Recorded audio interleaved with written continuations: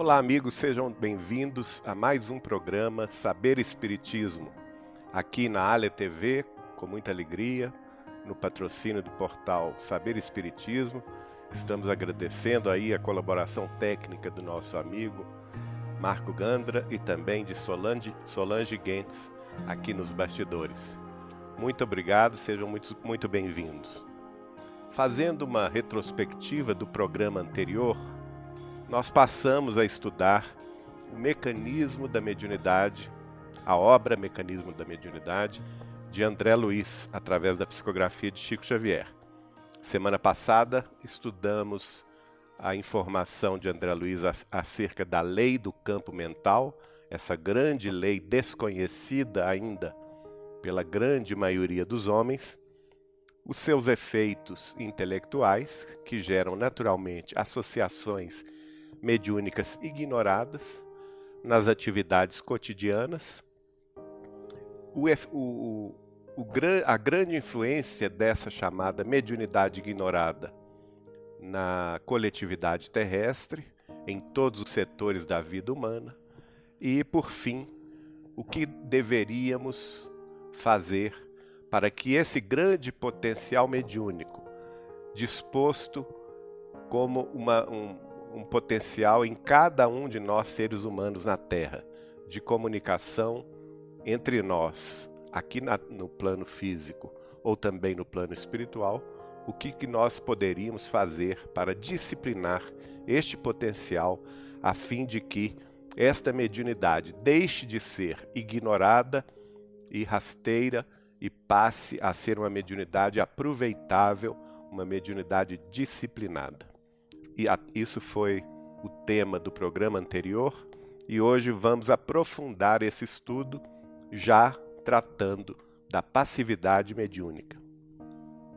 Neste livro, Mecanismos da Mediunidade, André Luiz vai dizer: se o homem consegue transpor a faixa de hesitações, entendendo que importa, acima de tudo, o bem a fazer, procura ofertar a reta conduta, no reflexo condicionado específico da prece, à espiritualidade superior, e passa então a ser objeto da confiança dos benfeitores desencarnados que lhe aproveitam as capacidades no amparo aos semelhantes, dentro do qual assimila ele o amparo a si mesmo.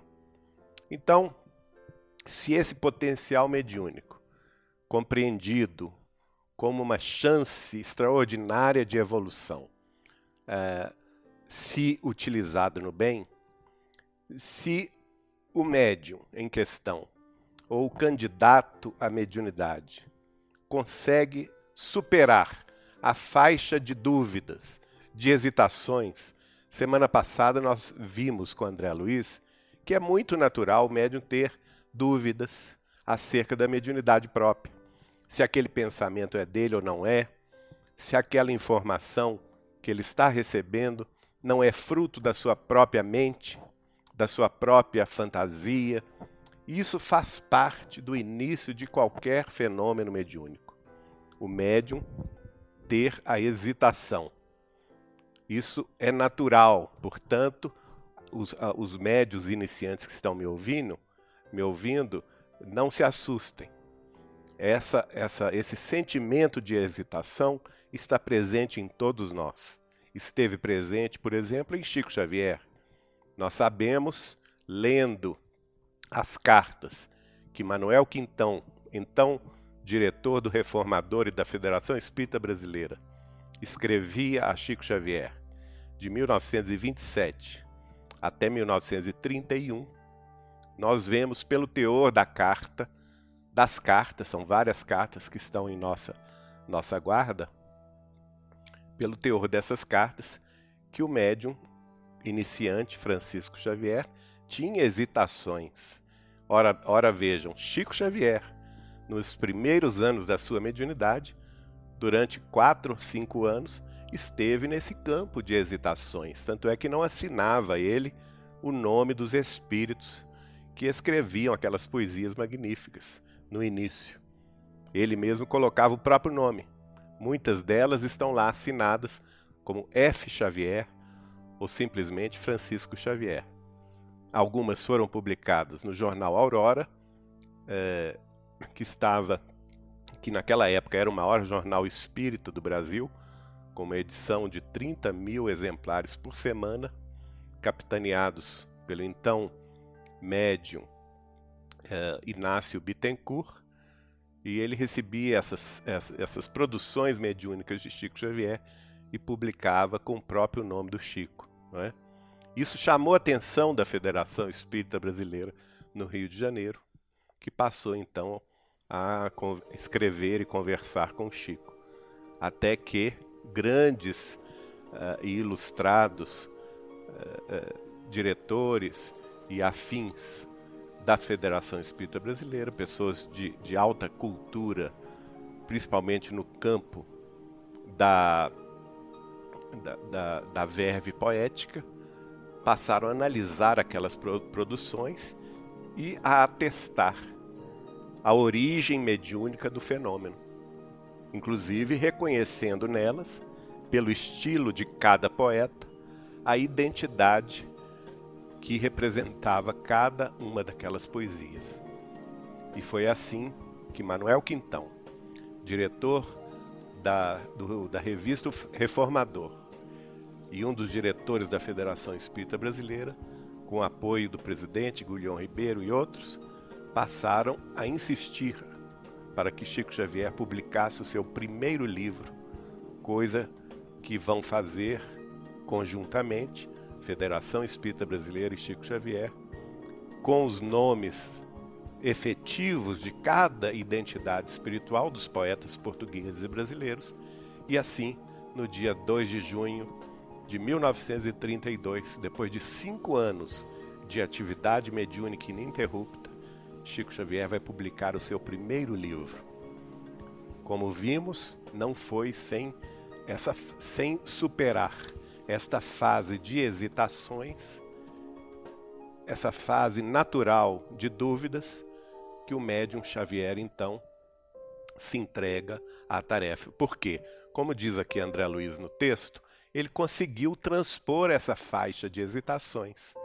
Ele entendeu que importava, acima de tudo, o bem a fazer através da sua mediunidade e psicografia, e procurando ofertar a reta conduta, não é? Procurando ofertar o equilíbrio, a constância,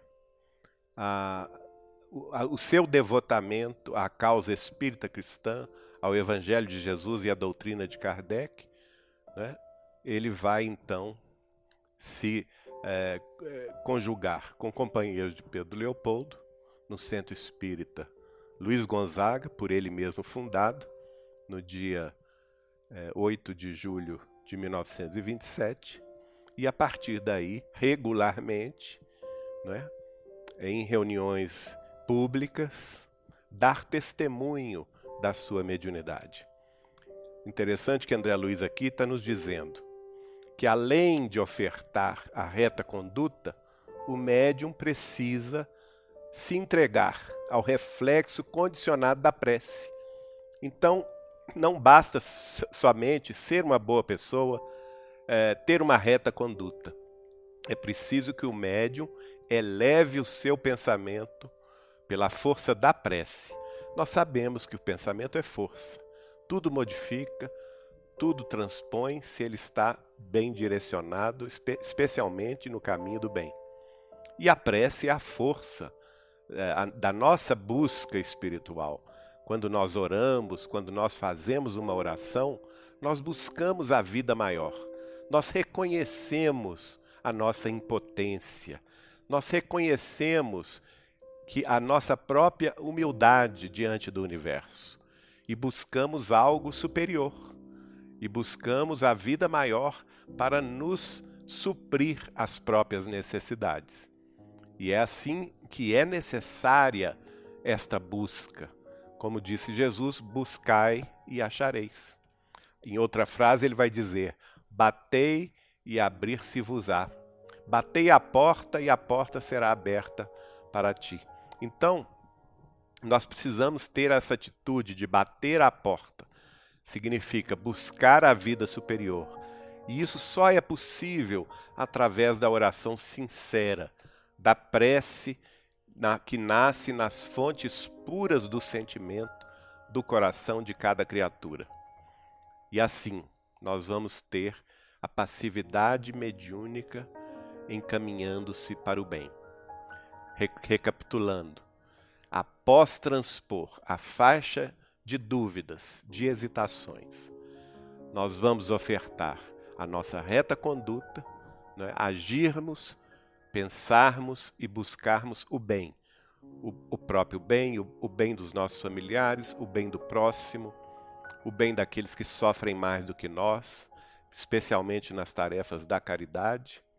E, acima de tudo, nos ligar sistematicamente em reuniões próprias, devidamente disciplinadas, com horário, com dia certo, na companhia de companheiros e companheiras com o mesmo objetivo, para que juntos, naturalmente o grupo tem maior poder, e juntos, através da prece, nós nos ligarmos à vida superior, ao mundo maior. Para quê, gente? Para que então nós sejamos objetos da confiança dos benfeitores espirituais que porventura estarão apostos para se utilizarem de nossas parcas faculdades mediúnicas em benefício dos outros. Não é em nosso benefício, não é em benefício exclusivo de nossa família, mas em benefício da caridade, em benefício daqueles que precisam mais do que nós, não é? Lembrando que a mediunidade com Jesus é uma mediunidade que implica compromisso com o bem geral, compromisso com renúncia dos nossos próprios desejos, renúncia do nosso egoísmo, do nosso orgulho, da nossa vaidade, para que a palavra de Jesus, o amor divino, se expresse através das nossas faculdades em favor daqueles que delas necessitem. E assim, esses benfeitores espirituais, conforme explica André Luiz, utilizando a nossa capacidade, vai aos poucos amparando aqueles necessitados, aqueles semelhantes, e todo esse conjunto, que é um corpo, né? A reunião mediúnica, seja ela de psicografia, de efeitos mediúnicos físicos, de cura, seja da transmissão do passe, também é um tipo de mediunidade, seja a mediunidade, por exemplo, de pintura, seja a mediunidade de vidência e clarividência, seja a mediunidade de receituário mediúnico, não importa. Todas as mediunidades, cada um tem um dom, como disse Paulo, não é? Os dons são múltiplos, mas nós devemos nos ligar ao bem geral. Para quê? Para que esses dons em movimento, disciplinarmente, possam favorecer os nossos semelhantes. E ao fazermos o bem, ao inspirarmos o bem, a caridade, o amor fraterno, a solidariedade cristã, automaticamente nós estamos nos beneficiando. Porque existe uma lei natural, uma lei divina, que está presente em todas as atividades no universo inteiro, que é aquela lei segundo a qual a cada um será dado segundo as próprias obras. Vamos passar agora ao seguinte slide, quando André Luiz vai entrar... Não, passou 2, vamos lá. André Luiz vai nos mostrar... Está faltando aqui. Isso. Mais um anterior. Vai nos mostrar. Quanto mais se acentuem o aperfeiçoamento e a abnegação, a cultura e o desinteresse, mais se sutilizam os pensamentos do médium. E com isso, mais se aguçam as percepções mediúnicas, que se elevam à maior demonstração de serviço de acordo com as suas disposições individuais. Este trecho é de suma importância para o estudo da mediunidade, especialmente para aqueles aprendizes da mediunidade. Este parágrafo curto nos indica um compromisso e uma responsabilidade afeitas a todo e qualquer candidato à mediunidade com Jesus. Não é? A passividade mediúnica, bem compreendida, não é algo mecânico, no sentido de que nós temos um dom e vamos entregá-lo à influência dos espíritos e os espíritos vão fazer o trabalho todo. Não, isso não existe. O que existe é uma coparceria, né? Existe um compromisso conjunto. Nós, como médiuns, temos que fazer o esforço da elevação. Nós temos que subir os degraus da elevação espiritual. Para quê? Para nos encontrarmos a meio caminho com a espiritualidade superior que faz a caridade e a renúncia de descer em nossa direção. Eles descem do plano da vida maior em busca do nosso contato, mas é preciso que nós façamos a nossa parte na elevação, a elevação dos sentimentos, a elevação dos pensamentos. E é isso que André Luiz está falando aqui. É preciso que se acentue em cada um dos médiuns, seja ele médium passista, médium de psicografia, médium de clarividência, de clareaudiência, de efeitos físicos, de cura, não importa. Não importa o tipo de mediunidade específica ou específico que ele tenha. O que vai importar, e é absolutamente necessário ao médium, é que ele se aperfeiçoe. E como que ele vai fazer isso?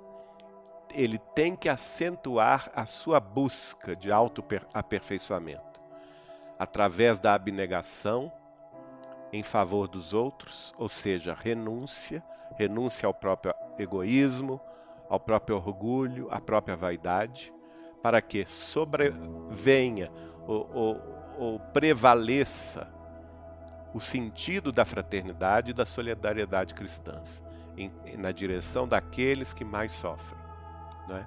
Então, os interesses pessoais têm que ser paulatinamente esquecidos em favor da divulgação, da consolação e da esperança, do esclarecimento e da instrução espiritual que serão fatalmente veiculados através do seu potencial mediúnico. E esta abnegação e este aperfeiçoamento requerem e exigem quase que o médium se dedique, por exemplo, ao próprio aperfeiçoamento cultural. Ele tem que estudar, não é? Ele tem que saber se expressar condignamente dentro da língua pátria. Ele tem que buscar, naturalmente, conhecer outros assuntos em torno da vida humana, em torno da cultura humana, para que se torne um elemento mais maleável, mais apto a receber instruções mais nobres, mais elevadas dos amigos espirituais. O médium não pode esquecer jamais o tempo de estudo e dedicação às coisas do espírito, não é? Lembrando que, por exemplo, o Espírito da Verdade, ao escrever para Allan Kardec, isto está lá no item 6º do capítulo 6º, o Cristo Consolador do Evangelho segundo o Espiritismo. E lá foi consignada essa frase extraordinária: Espíritas, amai-vos, eis o primeiro ensinamento, e instruí-vos, eis o segundo. Então não tem como nós colaborarmos eficientemente no campo da mediunidade espírita cristã sem essas duas asas, do amor e da instrução. Se nós temos suficiente amor para a renúncia dos próprios interesses em favor dos outros, da fraternidade e da solidariedade cristãs, nós igualmente precisamos da outra asa da instrução, do estudo nobre, do aperfeiçoamento intelectual e cultural, a fim de que os nossos potenciais mediúnicos se ampliem. E isso vai exigir, naturalmente, desinteresse pessoal, não é? Vai exigir esforço, vai exigir renúncia, dedicação. E quanto mais disciplinados nós formos, como médiuns, mais os amigos espirituais estarão confiantes na nossa possibilidade de servir. É uma parceria, não é? Se nós esperamos a manifestação dos amigos espirituais em nosso favor, eles igualmente esperam a nossa colaboração disciplinada, a fim de que possam atuar com valor. Do contrário, se apenas dedicamos esporadicamente um tempo aleatório à mediunidade, nós não teremos condições de obter essa confiança dos amigos espirituais de ordem superior e talvez estaremos entregues, sim, aos espíritos menos esclarecidos, né, chamados aí de batedores ou de espíritos imperfeitos, que poderão muitas vezes nos fascinar e nos desviar do caminho do bem. Então, muito cuidado na mediunidade. O médium que não ama, o médium que não tem amor ao serviço cristão, o médium que não estuda, que não se instrui, não somente na mediunidade, mas em todos os assuntos ligados à sua atividade e à coletividade humana, acaba sendo repasto para as sombras. E nós não queremos isso, obviamente, isso. Nós temos que buscar sempre a presença dos bons espíritos, os companheiros da luz, a fim de que eles possam nos esclarecer e consolar.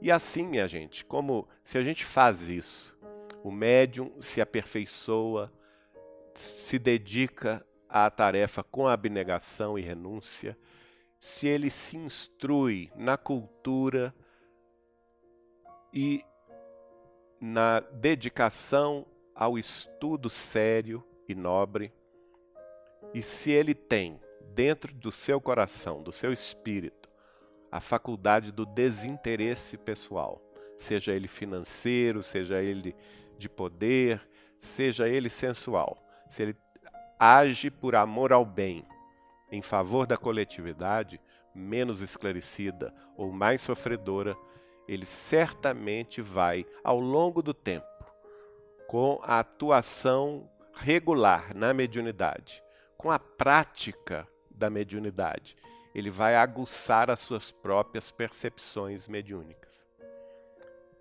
Então, a percepção mediúnica, ela se aguça, ela se amplia como consequência da dedicação do médium nos dois aspectos do amor e da instrução, não é? A sua seriedade, o seu compromisso, para que a prática mediúnica se estabeleça a bom termo, a contento. Nós temos aí então aquele cenário ideal do espiritismo praticado. Porque quando nós estudamos a doutrina espírita, não é?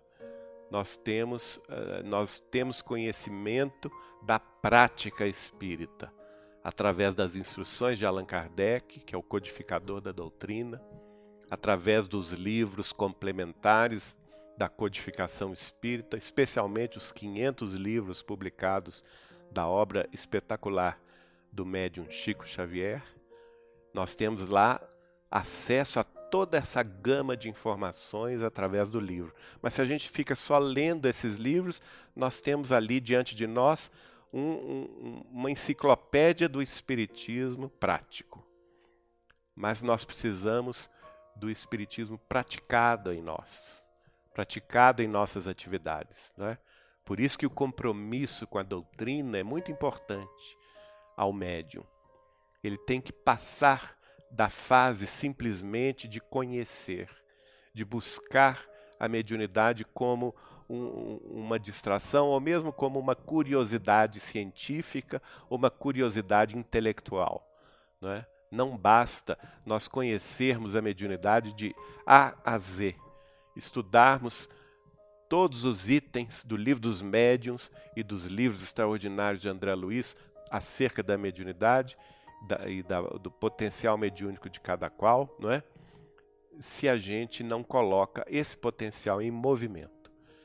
Então, o espiritismo praticado é o espiritismo que vai depender de cada um de nós. Pessoas com potenciais mediúnicos diferentes que se unem na prática do amor fraterno, da caridade, da consolação e da esperança àqueles que perderam, por esta ou aquela razão, na dor ou na provação, um sentido de viver. E também através do esclarecimento que as mensagens poderão nos trazer do plano da vida maior. E assim, no serviço praticado da mediunidade com Jesus, nós vamos aguçando as nossas percepções paulatinamente, para e passo, um passo de cada vez, mas sempre constantes no caminho de mais ampla demonstração do serviço, como nos fala André Luiz aqui, e naturalmente de acordo com as disposições individuais de cada qual. Naturalmente, por quê? Porque cada um de nós é um mundo, é um universo em si. Um universo mental, sentimental, cultural diferente. Por quê? Obviamente nós já entendemos dentro da doutrina dos espíritos que somos espíritos imortais, que estamos na Terra apenas mais uma vez, né? Que venceremos a transposição do túmulo, da morte do corpo físico, em direção à vida maior, porque somos espíritos imortais com uma bagagem naturalmente distinta de outras vidas. Tivemos uma multiplicidade de existências. Um dos princípios básicos da doutrina espírita é a pluralidade das existências. E depois de várias encarnações, cada um de nós amealhou no passado uma bagagem, tanto cultural quanto afetiva, muito diferente. É por isso que nós vemos dentro de uma mesma família, né, filhos criados com a mesma dedicação e o mesmo carinho pelos pais, filhos tão diferentes, não é? Assim, em humanidade, nós somos muito diferentes uns com os outros, as nossas coletividades, os brasileiros, dos japoneses, dos chineses, dos europeus, dos norte-americanos, dos africanos, dos árabes. Por quê? Porque nós temos aí um carreiro de acúmulo de experiências distinto no passado. E essas disposições individuais, naturalmente que vão refletir na tarefa mediúnica que teremos a cumprir. Vamos prosseguir no estudo de André Luiz. O livro, como eu disse no início, é Mecanismos da Mediunidade. O próximo slide, André Luiz nos indica se o instrumento que ele se refere é o médium, né, gente? Se o instrumento oferece maleabilidade mais avançada, ou seja, se ele já passou por tudo aquilo que nós falamos até aqui, né, mais intensamente específico aparece o toque do artista. Isso é fantástico, minha gente, olha só. O que ele quer dizer com isso? Ele quer dizer que depois de todo esse preparo da mediunidade disciplinada, não é? O médium ser preparado para vencer as próprias inibições, para superar as próprias hesitações, superar as próprias dúvidas acerca da mediunidade, para também se dispor a servir com desinteresse, depois dele estudar o fenômeno da mediunidade, a doutrina espírita, o Evangelho de Jesus, e depois dele se dedicar a alguma tarefa no bem do próximo, o que acontece? As suas percepções vão se ampliar. E em isto acontecendo, e quando isto acontece, com as percepções mediúnicas mais avançadas, mais dispostas a grandes ou maiores voos, essa própria maleabilidade mental, cultural, sentimental que o médium vai oferecer aos espíritos, vai possibilitar que o espírito comunicante tenha na sua comunicação o traço próprio do artista. Quer dizer, a sua identidade reconhecível, não é? É assim, por exemplo, que Chico Xavier, que começou a psicografar com 17 anos de idade, no dia 8 de julho de 1927, passando pela fase das hesitações, das dúvidas, dedicando-se com afinco e disciplina à mediunidade com Jesus e à tarefa da consolação ao próximo, e ao mesmo tempo estudando. Chico Xavier estudou a língua portuguesa, né, com Neném Bahia, que era uma grande professora de Belo Horizonte, inclusive irmã de uma tia-avó nossa, Zilica Machado. Estudou a questão da própria codificação espírita, com o presidente da época da União Espírita Mineira, que era o professor Cícero Pereira, estudando também com o casal José Hermínio e Carmen Perácio, a codificação espírita, a mediunidade.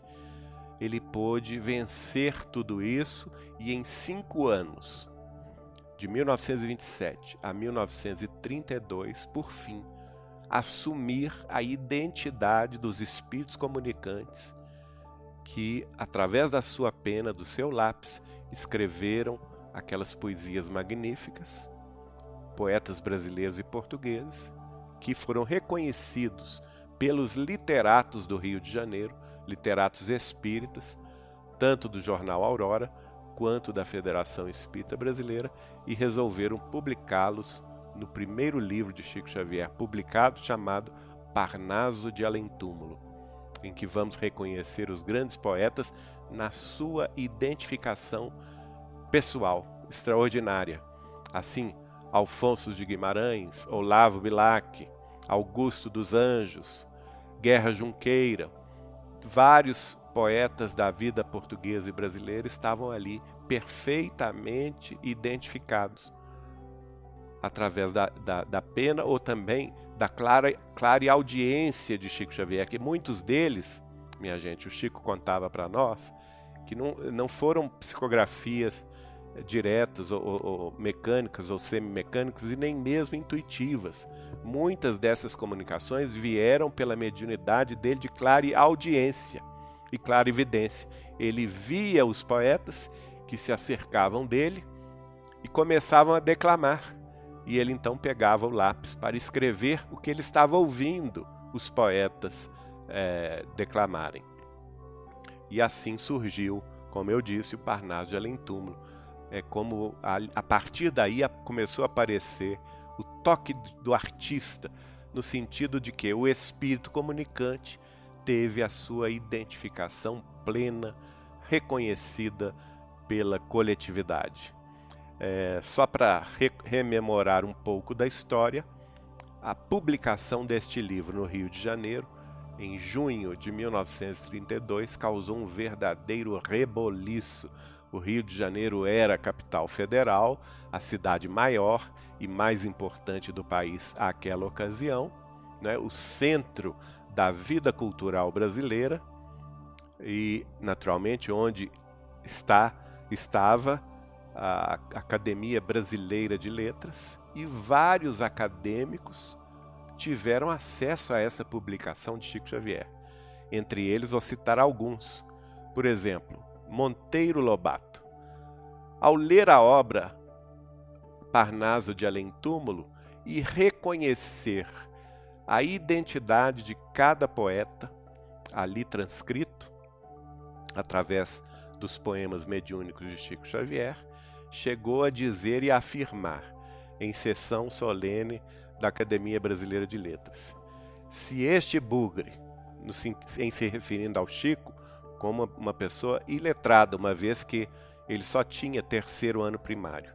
Se este bugre é capaz de escrever tudo isto por ele mesmo, ele não merece uma só cadeira na Academia Brasileira de Letras, mas todas elas. Isso foi um dito de Monteiro Lobato acerca do livro Parnaso de Além-Túmulo de Chico Xavier.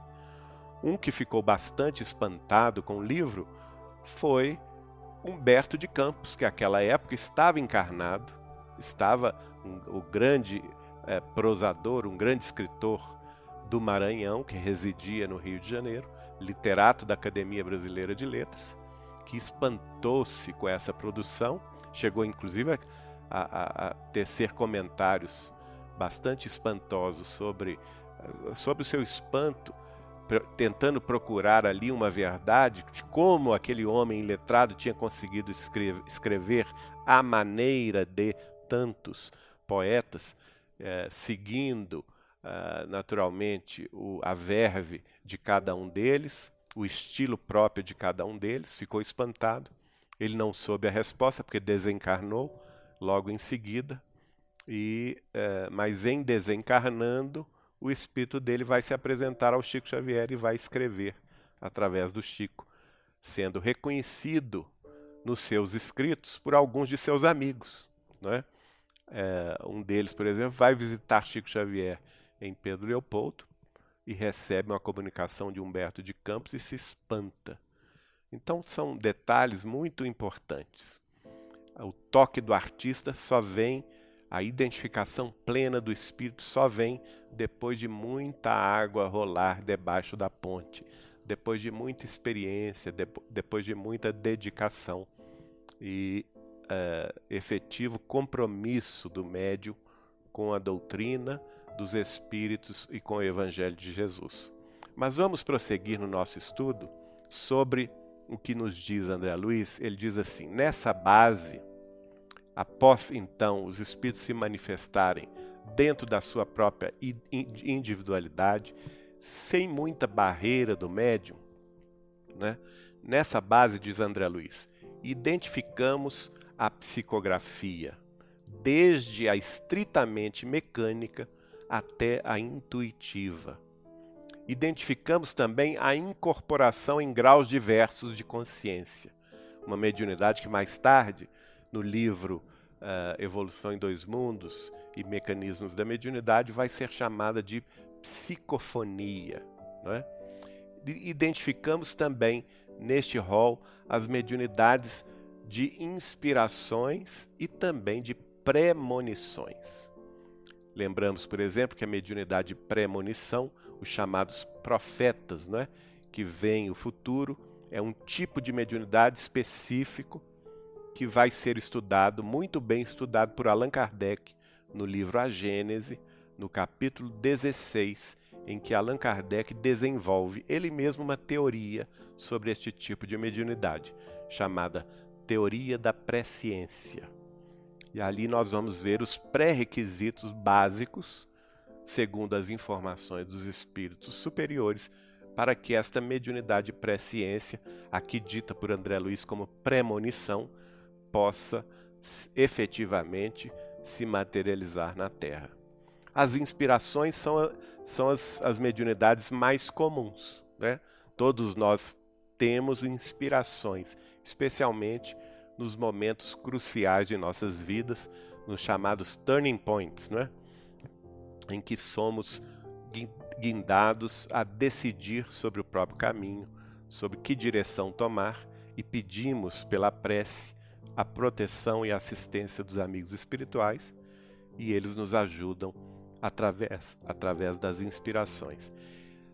A psicofonia, que é a mediunidade falante, Allan Kardec vai se referir a ela no Livro dos Médiuns como mediunidade falante, que é aquela de receber a fala dos espíritos desencarnados através da nossa própria boca. Ela é mais utilizada na tribuna espírita ou na tribuna de qualquer procedência. Se é dedicada ao bem, ela naturalmente vai transmitir ensinamentos de paz concórdia, união, não é? Fraternidade, renúncia e amor. E nós temos, por exemplo, as reuniões chamadas de desobsessão, ou de assistência ou enfermagem espiritual, em que os médiuns falantes, os médiuns de incorporações, também chamados aqui por André Luiz, em graus diversos de consciência, poderão receber, por exemplo, os espíritos sofredores do mundo espiritual, para que eles sejam esclarecidos nessas reuniões, né? Aí funciona a caridade, o amor fraterno. O médium se dedica, se entrega o seu potencial falante, o seu potencial psicofônico à influência dos espíritos necessitados, naturalmente orientado ele por um guia espiritual e pela equipe da reunião mediúnica de desobsessão, a fim de que os médiuns esclarecedores também são falantes, né? Mas só que esses vão receber as instruções dos espíritos esclarecidos, possam atuar também na consolação daquele indivíduo desencarnado em sofrimento. Uma tarefa muito bonita, que todos devem olhar com muito carinho e se dedicar com muito carinho. Lembrando que Chico Xavier, por exemplo, a vida inteira se dedicou a este tipo de mediunidade. Ele funcionando como médium falante, médium de incorporação de espíritos sofredores, médium de psicofonia nas reuniões de desobsessão das quartas-feiras à noite. Tanto em Pedro Leopoldo, inicialmente no grupo Meimei, inicialmente no grupo no Centro Espírita Luiz Gonzaga, depois no grupo Meimei, e quando ele se transferiu ao Uberaba, na Comunhão Espírita Cristã, e depois no Grupo Espírita da Prece, até quase desencarnação dele, com 92 anos de existência. Então são tipos, como nós estamos vendo, todas essas passividades mediúnicas são tipos de mediunidade que podem ser colocados a serviço do bem. Vamos, então, entrar no tema seguinte, que é, para concluir o nosso programa de hoje, nós temos mais 3 slides. Este é o tema da conjugação de ondas. Então, compreendido o fenômeno mediúnico, a responsabilidade do médium, a assistência espiritual que cada um de nós recebe, se e somente se nos dedicamos ao bem do próximo, com desinteresse, com esforço próprio, com renúncia e com dedicação ao estudo e à consolação, nós vamos ter um cenário de conjugação de ondas mentais positivas. Então, André Luiz diz assim: vemos que a conjugação de ondas mentais surge em todos os fatos mediúnicos. A mediunidade, portanto, é uma comunhão de ondas mentais, de espíritos comunicantes com espíritos recebedores, espíritos transmissores e receptores destas ondas mentais. Atenta, diz André Luiz, ao reflexo condicionado da prece nas reuniões doutrinárias ou nas experiências psíquicas, a mente do médium passa a emitir as oscilações que lhe são próprias, às quais se entrosam aquelas da entidade comunicante com vistas a certos fins. Então, o fenômeno em si, o modus operandi, a maneira pela qual a mediunidade se processa é sempre através da conjugação de ondas mentais, né? O médium funciona inicialmente na condição de um receptor e também transmissor, né? Ele vai inicialmente como transmissor buscar no reflexo condicionado da prece a busca da assistência espiritual superior. Ele vai se dedicar à prece, ele busca a orientação espiritual superior. E a Jesus, os benfeitores espirituais, em nome de Deus, nunca nos deixam ao desamparo. Se nós, com sinceridade e dedicação, buscamos nos conjugar mentalmente, pela prece, em busca dessa assistência para a tarefa mediúnica, esta assistência se faz presente. O próprio Cristo nos afirmou isso. Quando 2 ou mais pessoas se reunirem em meu nome, eu ali estarei presente. Então, vamos ter confiança nesta assistência espiritual. E aí vamos receber, como médiuns, na condição de receptores, este acréscimo de forças espirituais positivas, a fim de que vençamos as nossas próprias inibições, a fim de que psiquicamente a nossa mente se amplie, passando a emitir as nossas oscilações mentais dispostas ao trabalho do bem. E estas oscilações mentais vão se entrosar às faculdades também mentais, às oscilações mentais dos espíritos comunicantes previamente escalados para a comunicação da noite, previamente ali estabelecidos por uma organização espiritual que transcende até a nossa compreensão, a fim de que o fenômeno se complete. Para concluir a conjugação de ondas, ele vai dizer, vamos ver o próximo slide,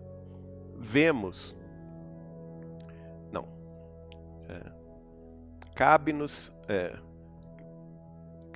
reconhecer que, excetuados os casos especiais em que o médium e a entidade espiritual se completam de modo perfeito, na maioria das circunstâncias, apesar da integração mental profunda entre um e outro, quase toda a exteriorização fisiológica no intercâmbio pertence ao médium, cujos traços característicos assinalarão as manifestações até que a força psíquica da humanidade se mostre mais aperfeiçoada para a mais aprimorada evidência do plano superior. Então, o que ele está dizendo aqui? Cabendo-nos reconhecer que existem casos especiais em que a mente do médium e a entidade espiritual que o dirige se completam de modo perfeito. Vou dar um exemplo aqui.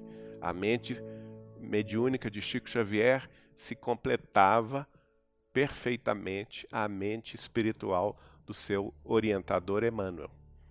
Quase que uma dupla, desculpa a brincadeira, uma dupla dinâmica, não é? Na mediunidade, Chico Xavier e Emmanuel. Por quê? Porque eles tinham um trabalho crístico a realizar e realizaram esse trabalho crístico. O Chico reencarnou e o Emmanuel, no mundo espiritual, deu conta dessa orientação para um fim específico de ampliação da divulgação espírita cristã na face da Terra. Mas isso é um caso especial. O que André Luiz está nos contando aqui?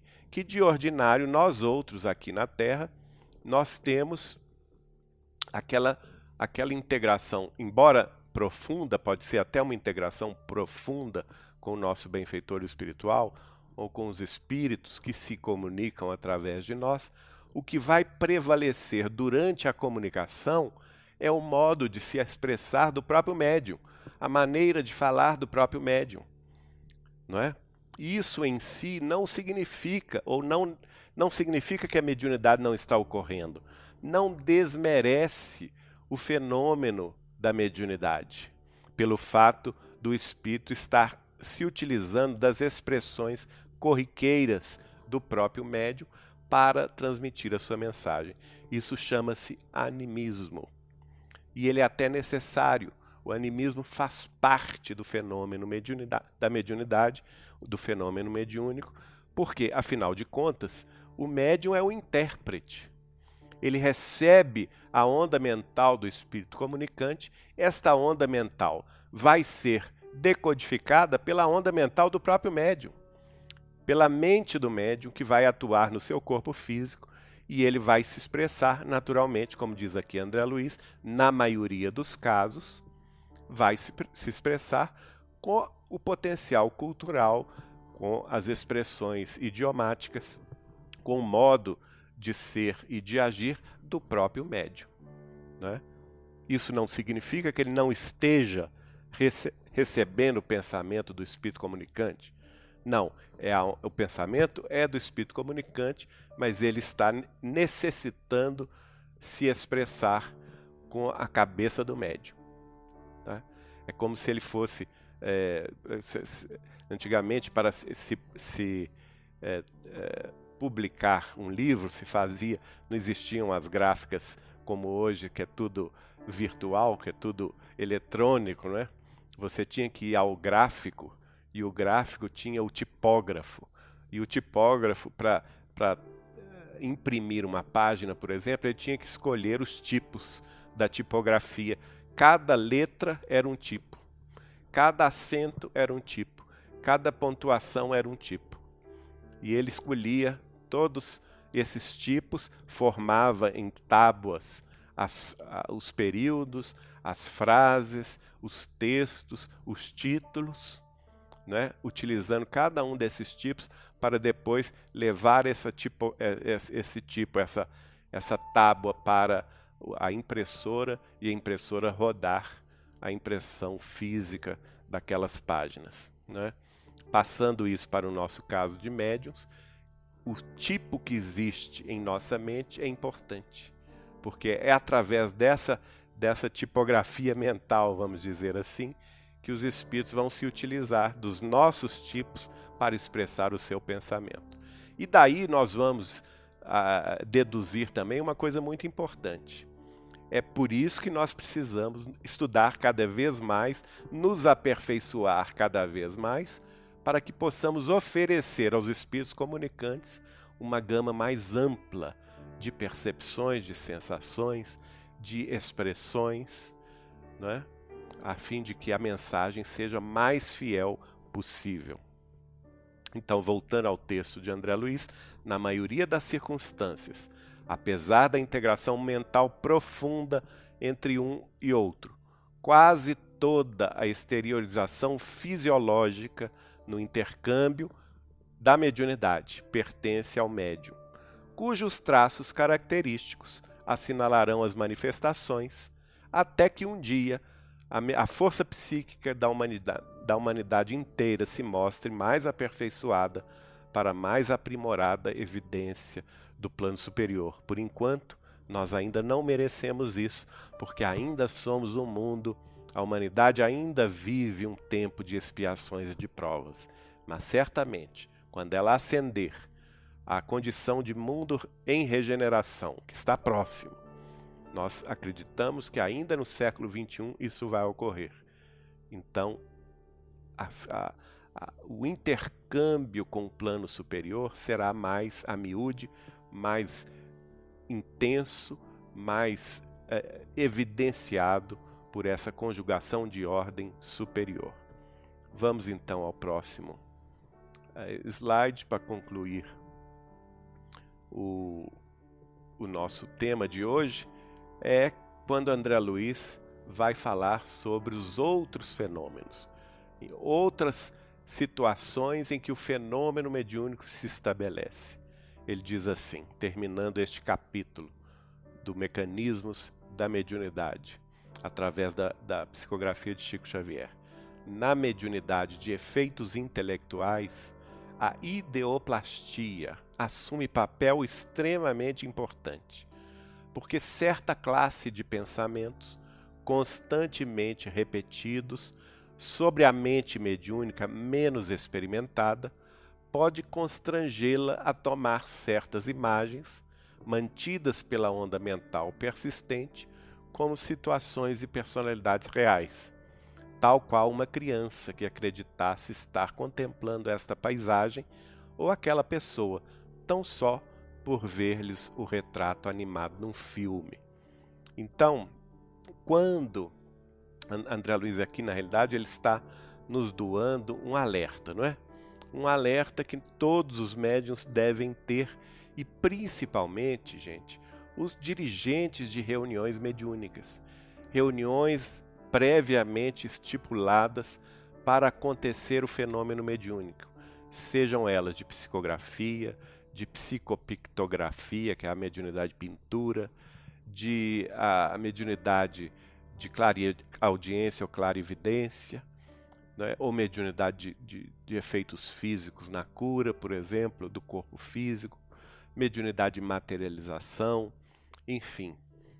Nas mediunidades de efeitos intelectuais, propriamente ditos, a ideoplastia, que é o quê? A força do pensamento idealizado. Ele vai atuar de forma preponderante. E por isto, os dirigentes dessas reuniões têm que ter muito cuidado com a assistência. É por isso, por exemplo, que certas classes de reuniões mediúnicas, como por exemplo a desobsessão, não podem ser públicas. As pessoas, para participarem dessas reuniões, têm que estar devidamente preparadas, têm que estar devidamente conscientes da própria responsabilidade, a responsabilidade de entrarem na reunião em prece, ofertarem o seu potencial energético em favor dos menos favorecidos, em favor dos doentes, em favor dos desesperados, dos tristes, sem pensamentos pré-concebidos para receber esta ou aquela comunicação, né? Assim também nas reuniões de psicografia, o ideal, infelizmente isso não ocorre, mas o ideal seria que as pessoas assistentes à reunião de psicografia não pedissem para que os seus parentes se manifestassem, né? Isso seria o ideal. A maioria das vezes, por tanto sofrer a perda de um ente querido, a pessoa vai à reunião e fica ali mentalizando, muitas vezes mandando ondas mentais em torno do médium, ondas mentais que são degradantes em torno do médium. E os espíritos protetores da reunião têm um trabalho imenso para afastar esses pensamentos, essas ideoplastias indesejáveis, para que o médium, como o médium é uma personalidade influenciável pela própria atividade, a mediunidade em si é uma tarefa de intercâmbio, e para ter o intercâmbio ele tem que estar apto a essa influenciação. Muitas vezes ele tem que ser protegido dessas insistentes ideoplastias degradantes, a fim de que não caia ele próprio nessas armadilhas, achando, por exemplo, que está vendo um espírito ou que está vendo uma situação, mas na realidade este espírito e essa situação nada mais são do que pensamentos, do que imagens mentais criadas e ideoplastizadas por pessoas não preparadas, que estão ali querendo ou quase que exigindo a comunicação de um ente querido, não é? Esses fenômenos, inclusive, minha gente, existe todo um estudo científico sobre este tipo de fenômeno que é feito hoje pela parapsicologia e pela metapsíquica. Então, a parapsicologia e a metapsíquica, ao contrário de negarem o fenômeno mediúnico, estão apenas afirmando um aspecto que ocorre na mediunidade, que é o aspecto que está aqui relatado pelo André Luiz a respeito da mediunidade de efeitos intelectuais, em que a ideoplastia assume papel extremamente importante, né? E explica como, né? Quando esses pensamentos constantemente repetidos sobre a mente do médium, acaba, sendo ele ainda inexperiente, acaba influenciando para que ele dê vazão àquela falsa mediunidade, né? Da falsa presença ou da presença idealizada por aquele que está querendo a comunicação de determinado espírito e que na realidade não está lá, o espírito não está lá, o médium está vendo apenas a tela mental do assistente que está pedindo a presença do seu parente ou do seu espírito familiar, a fim de que ele se manifeste. Então, nós temos que tomar muito cuidado, nós temos que ter muita disciplina. Cabe aos orientadores da reunião, e não somente ao médium, principalmente aos orientadores das reuniões mediúnicas, a estabelecer certos parâmetros de entrada na reunião, de respeito, não é?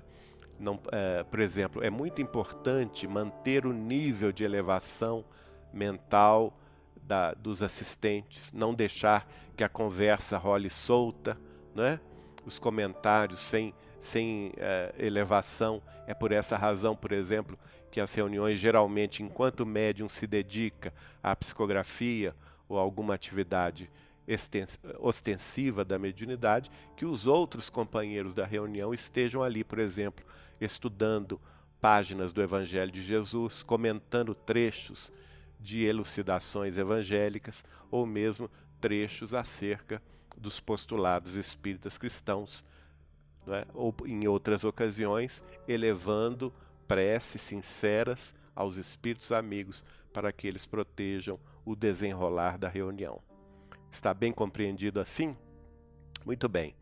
Nós estamos aí completando a nossa pauta para hoje, agradecendo a presença e a companhia de todos, lembrando que quem quiser comentar pode fazê-lo tanto na página do Facebook do Portal Saber Espiritismo, quanto também no e-mail contato@saberespiritismo do